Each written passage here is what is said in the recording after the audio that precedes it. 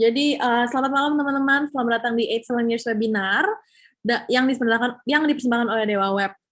Untuk malam ini kita akan mulai webinar hari kedua kita dengan pembicara kedua kita yaitu Mas Reza Putra. Jadi untuk malam ini kita akan bahas mengenai SEO conversion yang akan dibawakan oleh Mas Reza Putra, Organic Senior Lead dari Astronauts.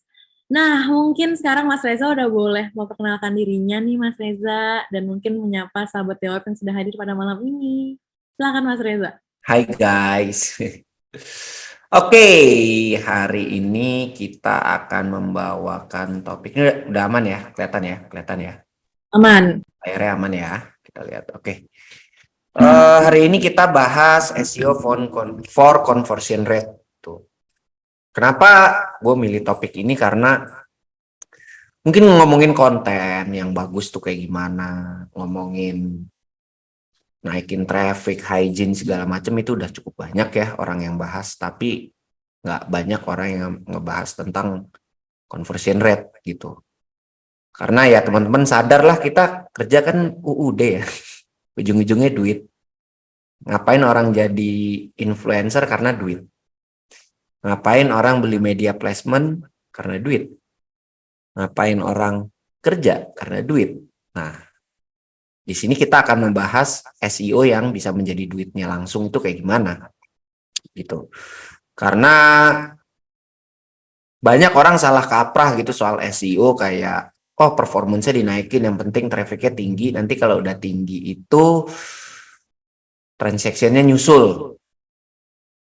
Kayaknya kata-kata tersebut itu kurang tepat aja gitu, karena kalau kita dari awal sudah mutusin untuk traffic, apa yang akan kita lakukan itu akan berbeda dengan dari awal kita menentukan kita pengen transaction gitu. Nah, untuk hari ini kita nggak akan bahas traffic, kita akan bahas conversion rate. Oke. Nah, silakan teman-teman di follow IG-nya kalau mau nanya-nanya langsung ya.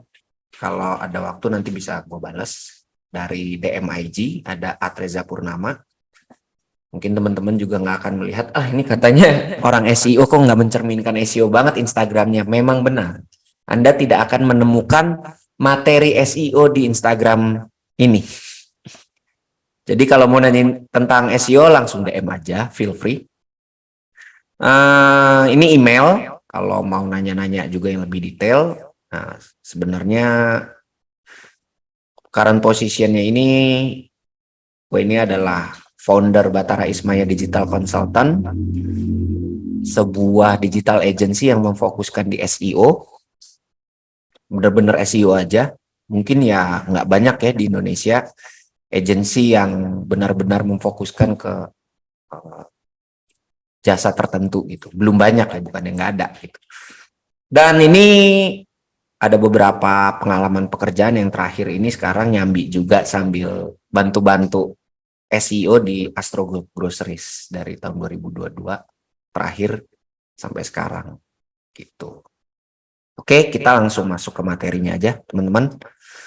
Oke, ini sedikit promosi aja, nggak usah lama-lama ya. Ini PT Sanghyang Batara Ismaya, startup digital optimization sejak 2020, belum lama, ini semenjak pandemi berdirinya. Karena ini ceritanya agak lucu, ini nyambung juga dengan tema hari ini gitu. Di saat pandemi, surprisingly tiba-tiba banyak banget kenalan yang minta tolong SEO gitu. Beberapa perusahaan yang minta tolong dan akhirnya gue mutusin udah deh dijadiin PT aja sekalian gitu. Kliennya lumayan banyak soal pada saat itu. Kenapa? Karena di saat pandemi mungkin ada beberapa startup yang pendanaannya di stop dulu ya cairnya atau agak ditahan, dan ada juga beberapa perusahaan yang membutuhkan gimana cara dapat performance tanpa ketergantungan dengan uang gitu. Karena kan kalau kita paid ads atau mungkin biasa bayar endorse artis, kemungkinan besar kan aktif ya kita keluar uang terus gitu. Tapi gimana sih cara kita bisa dapat performance dengan ya jalan terus aja gitu tanpa keluar uang ya. Salah satu caranya adalah menggunakan SEO di sini. Fokusnya adalah mengoptimasi aset digital dengan metode holistik. Gitu. Ya, itu dia. Gue percaya banget di masa depan SEO itu bisa menjadi salah satu yang paling salah satu cara yang lumayan kuat untuk berbagai macam atau berbagai jenis industri ya, untuk mendapatkan performance gitu. Karena mungkin beberapa tahun yang lalu kita agak terbius dengan yang namanya paid ads dan lain sebagainya gitu. Mungkin teman-teman sempat ya di sekitar tahun 2012-an, 2005 sampai 2015-an itu cukup populer yang namanya perusahaan-perusahaan startup yang bakar duit ya, buat bakar iklan habis-habisan gitu. Cuman endingnya banyak yang nggak happy ending gitu karena kebiasaan bakar duit gitu. Dan banyak banget perusahaan yang ngelupain SEO gitu. SEO kelamaan, gue butuh cepet segala macam. At the end of the day mereka malah menangis gitu. Duitnya mesti biasa keluar miliaran, kalau begitu uangnya ditarik, trafficnya atau performance-nya atau transaction-nya hilang. Tapi dengan SEO kalau mereka sadar dari awal ngerjain SEO, walaupun hasilnya lama, tapi 2-3 tahun kemudian di saat nggak ada duit sekalipun, performance-nya tetap ada gitu. Berjalan dengan sendirinya. Nah, kita mungkin salah satu perusahaan yang menggunakan metode holistik. Oke, kita lanjut ya. Kita masuk lagi ke topik, kenapa sih harus SEO data mesin pencari? 93% dari seluruh web traffic melalui mesin pencari. Ini sumbernya dari Blue Ops ya. Jadi, seluruh web traffic itu 93%-nya lewat mesin pencari. Ini di sini kita nggak highlight Google atau apapun, mesin pencari. Bisa Yahoo, AltaVista, bisa Bing, bisa Baidu, DuckDuckGo, Google terutama gitu. Karena journey-nya itu kemungkinan besar dari kerasa ingin tahuan orang. Itu misalnya orang lagi butuh sesuatu dia googling. Dia mau masak dia nggak tahu resepnya dia googling. Dia mau beli game apa nyari game yang lagi diskon dia googling. Kayak top 10 Steam diskon apa voucher segala macem. Pengen nyari game-game yang terbaru, pengen nyari game yang horor, dia googling game-game horor yang paling serem apa, dia googling dulu awalnya. Selanjutnya rata-rata orang melakukan 3 hingga 4 kali pencarian setiap hari, rata-rata ya. Tapi mungkin teman-teman di sini yang udah mulai tech savvy, gue yakin lebih dari itu ya. Apalagi anak-anak digital ya, bakal banyak banget googling gitu. Ini sumbernya dari HubSpot dan Moz. Dan yang terakhir, hanya 12,6% dari seluruh klik di Google menuju ke salah satu dari top 100 domain. Jadi sisanya sekitar 88% something itu ke website-website yang nggak top 100 gitu. Jadi di sini nggak bikin teman-teman berkecil hati gara-gara susah bersaing di Google. Kenapa? Ada Tokopedia, ada Shopee, ada Lazada, ada Bukalapak gitu. Kalau misalnya kita nulis artikel ada Tribun News, ada Kompas gitu, ada Detik. Gak harus takut teman-teman, karena berdasarkan data sisanya itu ke website-website atau domain-domain yang lebih kecil gitu. Hanya 12,6%-nya aja yang menuju ke top 100 domain gitu. Sumbernya dari Moz.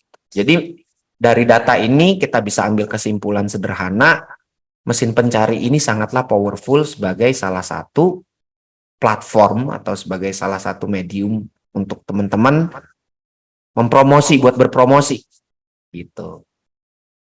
Oke. Faktanya adalah keyword populer hanya berkontribusi 30% dari total traffic. Keyword populer apa nih? Kalau teman-teman lihat nih datanya dari SEO Moz ya. Keyword populer itu yang kalau teman-teman buka keyword tools, mungkin teman-teman ads juga lumayan familiar ya. Yang memiliki search volume-nya gede. Atau misalnya kata kunci yang generik banget gitu, sepatu Adidas, fashion perempuan, fashion wanita, sepatu cowok, sepatu kets, sepatu lari, dan lain sebagainya. Hanya berkontribusi 30% dari total traffic. Sedangkan 70% sisanya dari long tail keyword. Tuh. Jadi makanya kalau misalnya gue ngobrol sama seseorang atau ngobrol sama calon klien atau sama klien, dia ngomong, Mas, gue pakai jasa lu, tapi gue mau ada 10 kata kunci, gue mesti ada di ranking paling atas. Misalnya dia jualan baja ringan untuk apa namanya, buat apa ya, biasanya buat konstruksi ya. Kalau orang googling baja ringan, gue mau paling atas.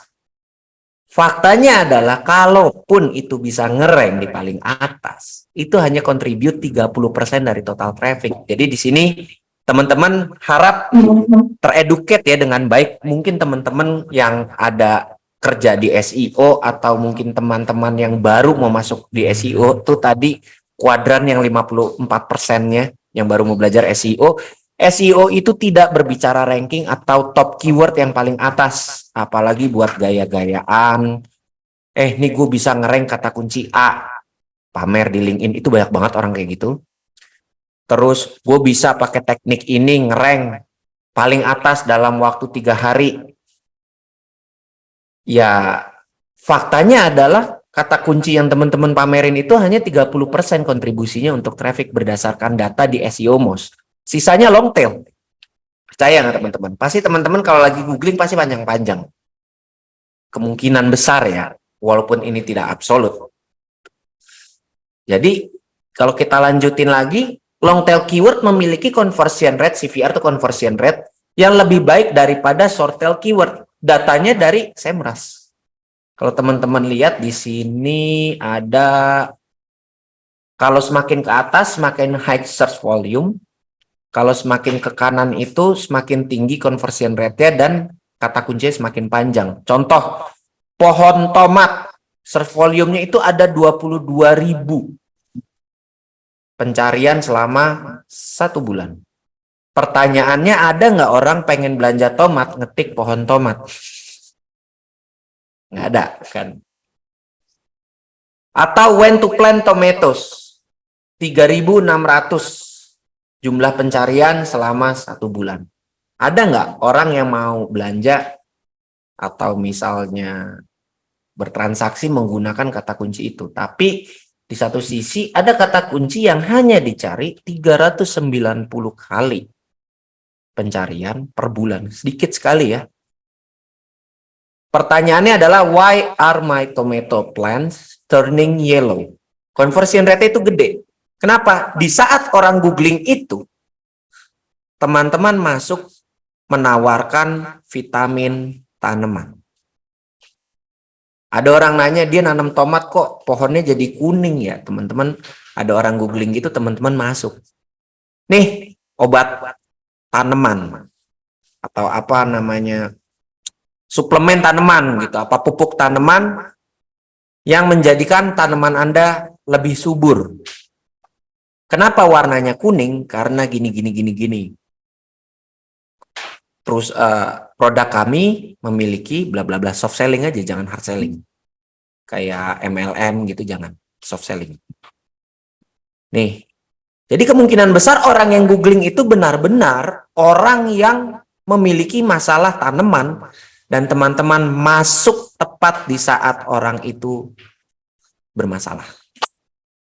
Nangkap ya logiknya teman-teman? Nah, di sini akhirnya ada pertanyaan besar, lalu mengapa kita bertarung mati-matian untuk kata kunci yang populer? Gitu. Apakah kita boleh bertarung mati-matian di kata kunci yang populer? Boleh, nggak ada salahnya, tapi dikembalikan lagi ke bisnisnya. Goalnya itu kayak gimana?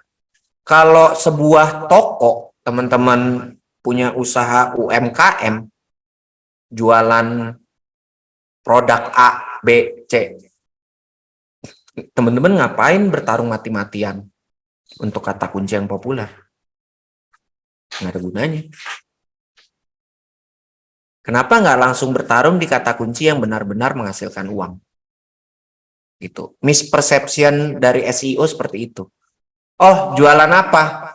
Vitamin tanaman. Ya udah, kita aiming obat tanaman, vitamin tanaman. Nggak seperti itu, teman-teman. Cara mendapatkan, karena orang akan membeli sesuatu belanja sesuatu apabila orang tersebut memiliki masalah. Orang nggak akan ketik kata kunci racun tikus kalau orang itu nggak memiliki masalah tikus di rumah. Teman-teman mesti selami jalan pikiran seperti itu dulu. Jadi kalau teman-teman jual racun tikus, bukan aiming kata kunci racun tikus. Aiming kata kunci yang berhubungan dengan masalah yang bisa diselesaikan dengan racun tikus. Nanti nulis teman yang, atau masalahnya nulis teman yang nggak mau bayar utang di googling racun tikus. Tidak seperti itu ya teman-teman. Gitu. Nah, cuman salah satu caranya untuk menuju masalah itu, gimana cara kita mapping masalah itu? Ini ada namanya PAA, sumbernya dari Ahrefs nih penjelasannya. People also ask. Teman-teman kalau googling di desktop ya terutama, nanti muncul nih. Nah, pop-up-nya seperti ini. Bukan pop-up ya, apa istilahnya? Rich result. Is a Google search feature that provide users with additional questions related to their original search query and quick answers to them. Jadi PAA itu people also ask ya. Orang bertanya juga. Jawab ke bahasa Indonesia. Sebuah fitur yang menyajikan user tentang pertanyaan yang berhubungan dengan query yang kita ketik. Jadi kalau teman-teman ketik racun tikus nanti muncul people also ask-nya. Nih kebetulan di sini kita coba tentang jerawat. Ini kata kunci atau pertanyaan-pertanyaan yang berhubungan dengan jerawat. Oke. Pakai apa agar jerawat hilang? Apa obat alami penghilang jerawat? Apa yang menyebabkan jerawat? Bagaimana cara menghilangkan jerawat dalam satu malam? Langkah pertama jika muncul jerawat dan lain sebagainya. Ini pertanyaan-pertanyaan yang berhubungan dengan jerawat. Teman-teman bisa explore di sini. Nggak cuma jerawat, ya tergantung bisnis teman-teman aja. Gitu, misalnya baja ringan, atau misalnya obat tanaman, atau misalnya apa ya, baju mungkin, atau jual makanan. Coba di googling aja, kita explore PAA-nya. Gitu. Jadi boleh digali informasinya sedalam mungkin. Nah, PAA itu tambang emas, guys. Percaya nggak percaya, kita cukup menjawab berbagai masalah masyarakat, maka mereka akan menjadi calon customer kita. Contoh, di sini kita ceritanya ada sebuah perusahaan yang menjual produk tabungan, deposito, asuransi, dan lain sebagainya. Intinya investasi ya teman-teman. Jadi aku berpikir, apa tujuan orang berinvestasi? Kan macam-macam. Ada yang mempersiapkan hari tua, ada yang pengen buat kuliah anak, ada yang pengen beli rumah. Jadi teman-teman di sini mesti kreatif juga. Jangan mentang-mentang obat jerawat, teman-teman ngomong obat jerawat aja. Masalah jerawat, explore. Coba gimana caranya kalau ketemu calon mertua kamu nggak malu. Nah, pas mau ketemu calon mertua, keki, jerawatnya banyak. Nanti takut dibilang, ih, kok calon mantunya nggak bisa ngerawat wajah. Nah, pertanyaan-pertanyaan kayak gitu yang teman-teman harus dig up lebih dalam. Kreatif. Contoh di sini untuk produk tabungan, gue coba beli mobil. Berapa tahun menabung untuk beli mobil? Gimana cara bikin kontennya? Nggak usah dipikirin apakah ini search volume-nya X, Y, apa misalnya search volume. Nggak usah, bikin judul yang bisa menjawab pertanyaan ini. Berapa tahun menabung untuk beli mobil? Kita bikin contoh judulnya, rata-rata dengan penghasilan orang Indonesia ya, secara UMR, orang bisa menabung selama 5 tahun untuk membeli mobil cash. Gitu. Atau mungkin bikin judulnya agak menarik karena gue bukan content writer ya. Nanti di dalam bodinya, namun apabila kamu menabung tanpa menggunakan metode, hasilnya juga tidak akan terlalu optimal. Akan berbeda apabila kamu menabung menggunakan reksadana dengan perhitungan sebagai berikut. A, B, C, D, E. Di tahun kelima, kamu bisa mendapatkan keuntungan X sekian juta. Ketimbang kamu menabung di bawah bantal. Gitu. Atau bahkan kamu menabung hanya menggunakan emas. Kalau teman-teman bisa punya hitungan yang lebih keren, silakan. Gitu. Atau bagaimana cara menabung untuk membeli mobil ini sama ya. Bagaimana cara? Bagaimana cara untuk menabung? Ya udah kamu jawab. Menabung anti bangkrut. Apa misalnya judulnya metode menabung yang sangat menguntungkan. Kok gitu? Iya. Dari pertanyaan itu judul kamu itu udah ngejawab dari masalah ini. Bagaimana cara menabung agar bisa beli motor dan lain sebagainya. Pertanyaan-pertanyaan kayak gitu kamu jawab aja. Gitu. Nggak usah pikirin kata kuncinya apa. Nggak usah. Nggak usah mikirin kontennya seberapa panjang. Nggak usah. Kamu bikin konten, kontennya itu lengkap dan bisa menjawab masalah orang, itu lebih dari cukup. Nggak ada trik, nggak ada apa. Ada PAA, bikin konten, jawab. That's it. Sesederhana itu. Tidak ada trik, tidak ada apa namanya akal-akalan, udah dijawab aja. Ada briefnya segala macam, udah. Ada mesti staffing kata kuncinya biar trafficnya gede, nggak ada. Cukup dijawab. Bikin kontennya gimana? Sebaik mungkin. Kalau kontennya udah jadi, tanya orang tua kita, tanya pacar kita, tanya tetangga kita, konten kita enak nggak dibaca? Kalau dia bilang keblinger nggak ngerti, ya berarti kontennya kurang bagus. Lebih bagus lagi kalau kayak berapa tahun menabung untuk beli mobil, tambahin tabel perhitungan. Baru terakhir, kalau kamu benar-benar tertarik, kamu boleh cek di sini jebret, masuk ke CS apa WA, apa email segala macam buat di follow up sama salesnya. Nangkap ya teman-teman cara jualannya kayak gimana? Gitu. Nah, poin terakhirnya yang paling teman-teman harus garis bawahi adalah buat konten untuk menjawab pertanyaan tersebut dan bangun experience yang terbaik untuk users. Experience itu kayak gimana? Jangan teman-teman udah kontennya bagus, jawabannya bagus, storyline-nya bagus, tapi nggak ada tombol untuk convert. Atau tombolnya itu nggak menarik sama sekali. Atau mungkin disuruh isi data diri dari NIK, alamat, nama ibu, nomor telepon, apalagi segala macam sampai dibikin apa namanya survei segala macam. Jangan. Experience yang terbaik. Ada orang punya masalah, diberondong pertanyaan kan pasti marah. Nah yang terbaik adalah ada orang punya masalah, kita jawab. Kalau kamu mau, kasih tombol WA, bisa langsung chat, atau mungkin tinggalkan nomor WA atau nama kamu untuk dihubungi. Nah, untuk meningkatkan conversion rate dengan transaction yang lebih banyak, gimana? Kita pikirkan experience ya, halamannya. Itu yang harus kita fokuskan. Kalau bisa, kalau ada klik untuk transaksi, halaman transaksinya diperbaiki. Kasih harganya yang detail. Site speed-nya ditingkatkan. Foto produknya ditingkatkan, item description-nya ditingkatkan, dan lain sebagainya. Itu yang difikirkan. Jangan mikirin, nanti kalau kita googling ini ranknya bakal naik apa enggak.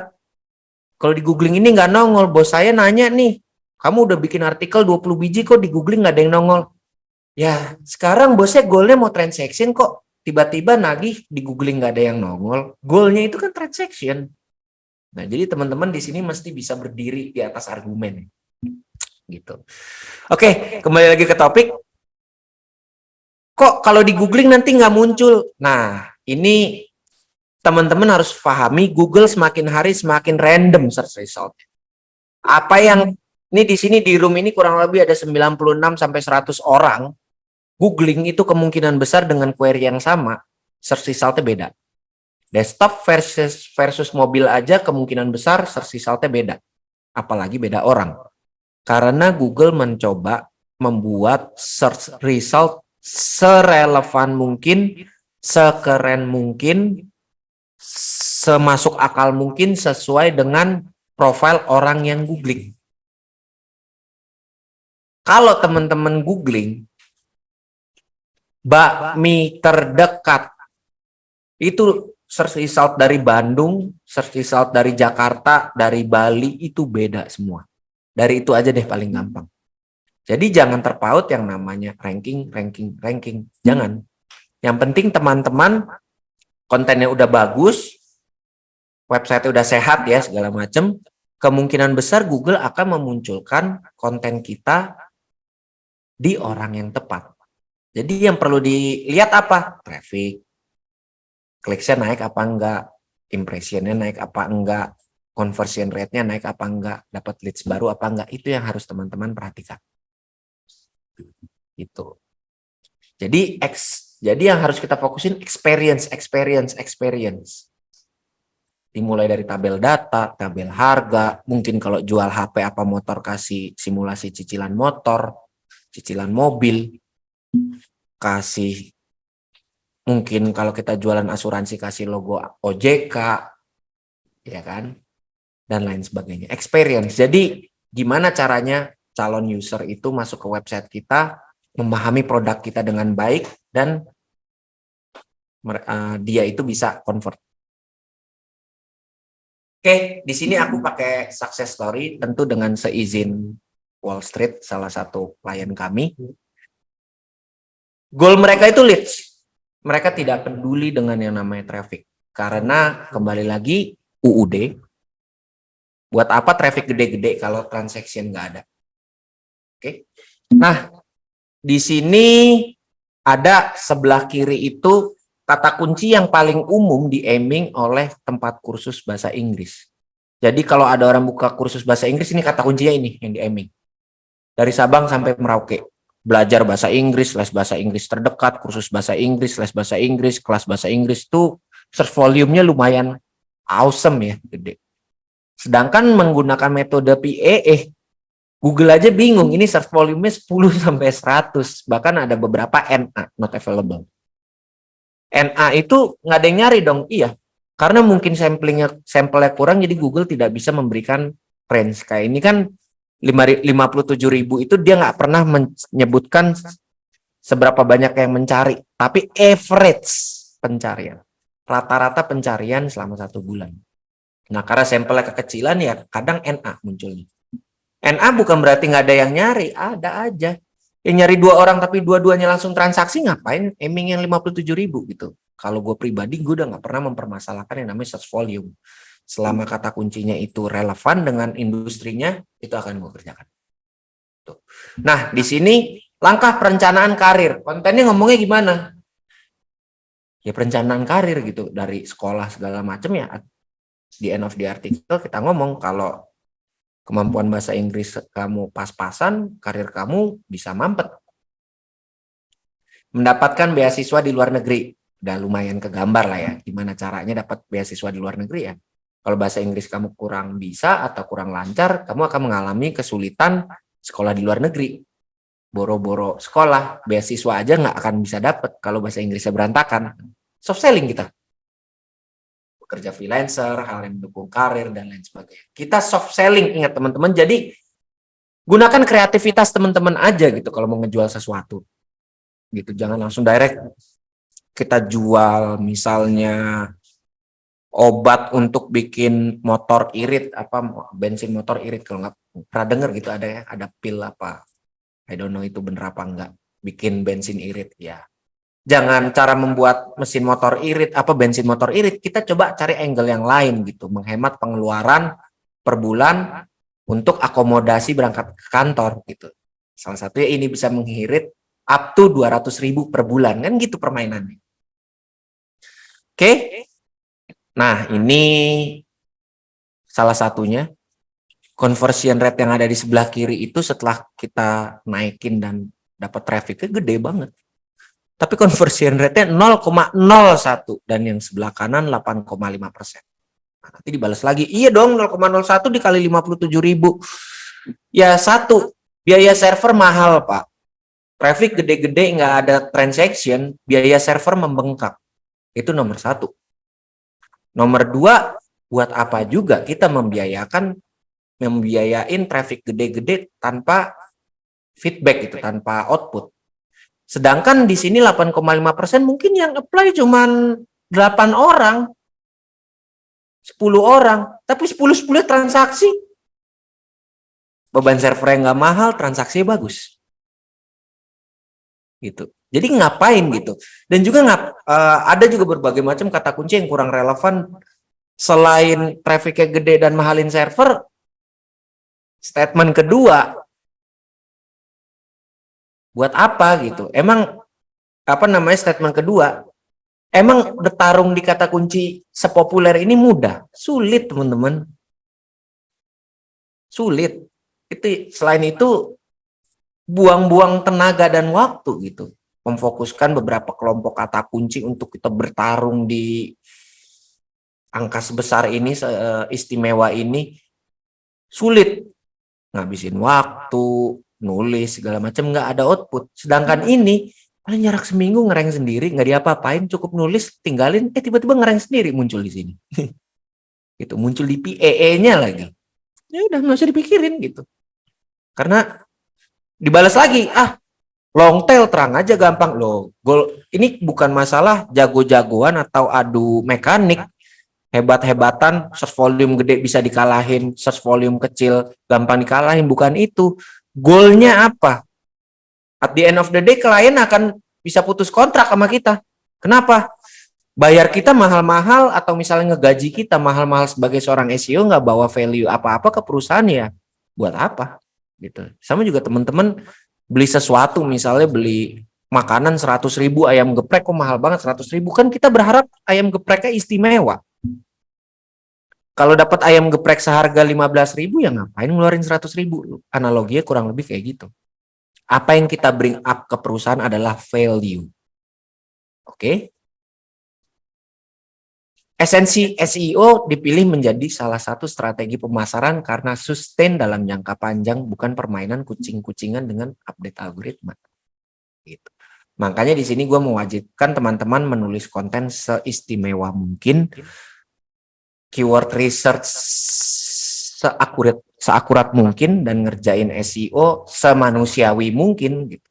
Jadi nggak ada mikir, update algoritma terbaru Google itu akan ngecekin dengan keyword density. Misalnya sering banyak ngomong kayak gitu kan. Orang yang keyword density terlalu padat kena gebuk Mbah Google. Pasti teman-teman kalau buka di artikel apa di LinkedIn banyak ya yang ngomong kayak gitu. Siap-siap kencangkan ikat pinggang. Google major update, siapa yang kena gebuk, ngapain dipikirin? Kalau dari awal teman-teman biasa kerja jujur, nggak pernah pakai trik aneh-aneh, kita fokusin user experience, Google update mau 1 triliun kali, teman-teman nggak akan kena impact. Malah setiap update teman-teman akan menjadi semakin baik performance-nya karena kita nggak pernah ngakalin algoritma. Esensinya itu. Kalau teman-teman masih kucing-kucingan update algoritma, apakah sah-sah aja? Mungkin ada yang hobi main kucing-kucingan dengan update algoritma. Nggak bisa disalahin. Hobi. Dia menikmati adrenalinnya bisa ngalahin algoritma Google dengan trik dia, dan ada update algoritma terbaru, dia lolos. Wih, teknik gua istimewa nih, nggak ketangkep. Nggak apa-apa. Namanya hobi. Tapi di sini kita berbicara secara profesional, kita kerja di sebuah perusahaan atau kita di-hire sebagai konsultan. Kita harus memberikan yang terbaik. Gitu. Matur suksma, silakan kita masuk ke Q&A. Nah Mas Reza, mungkin sebelum aku lanjut ke next session, aku boleh minta semacam closing statement gitu nggak sih? Atau mungkin semacam uang gitu dari Mas Reza untuk teman-teman yang mulai organisasi. Closing statement. Yes. Belajar SEO itu sebenarnya sesederhana kita menggunakan akal sehat aja sih teman-teman. Itu. Kalau teman-teman, gua nggak ngelarang teman-teman belajar dengan teknik black hat, white hat, apa segala macam, gua nggak ngelarang. Tapi kembali lagi, learning curve kita mau kemana gitu. Dan juga kalau di saat teman-teman tengah-tengah lagi belajar, teman-teman bandingin lagi dengan akal sehat. Apakah mungkin kayak pertanyaan tadi, misalnya ada sebuah tools bisa bikin ribuan artikel dalam satu kali klik. Apakah mungkin itu bisa bekerja? Kalaupun memang itu bisa, nggak ada yang namanya orang mau jadi reporter. Apa nggak hire reporter? Bangsanya detik.com, kompas.com, Tribun News. Itu udah pasti pakai tools itu. Kalau emang benar itu tools, ya too good to be true. Kita juga kadang-kadang harus menggunakan akal sehat. Ada juga yang menggunakan keyword stuffing. Oh, teman-teman ulang-ulang kata kunci ini. Teman-teman aiming kata kunci ini, nanti pakai tools ini, pakai script ini, ditembak kemana-mana. Make sense nggak sih? Gitu.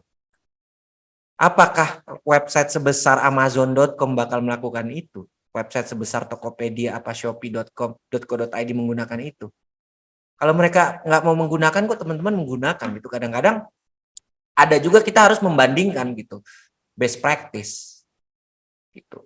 Apakah ini make sense atau tidak? Apakah ini berguna untuk manusia apa tidak? Esensinya itu teman-teman. Apakah apa yang teman-teman lakukan untuk SEO, apakah itu berguna untuk manusia? Apabila tidak, kemungkinan besar itu black hat. Itu. Kata kunci diulang-ulang berguna enggak bikin mata pusing. Itu black hat. Apakah teman-teman aiming bikin konten sedalam mungkin berguna buat manusia? Ya, berarti itu baik untuk konten teman-teman. Dan kemungkinan besar teman-teman akan selamat kalau lagi ada Google update besar-besaran. Jadi kalau gue mau teman-teman di sini di saat ada Google Major Update, Core Update di akhir tahun, di awal tahun, teman-teman pesta pora karena achievementnya overachieve, naik 1000%, 2000%. Jangan sampai teman-teman yang ada di ruangan ini ada core update nangis sampai kena SP1 gara-gara performance-nya jatuh. Gitu. Apa yang kita tabur itu yang kita tuai. Betul.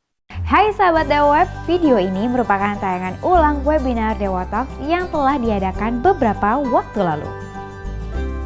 Kalau kamu tertarik dengan tayangan ulang webinar ini, yuk jangan sampai ketinggalan untuk ikutan webinar selanjutnya.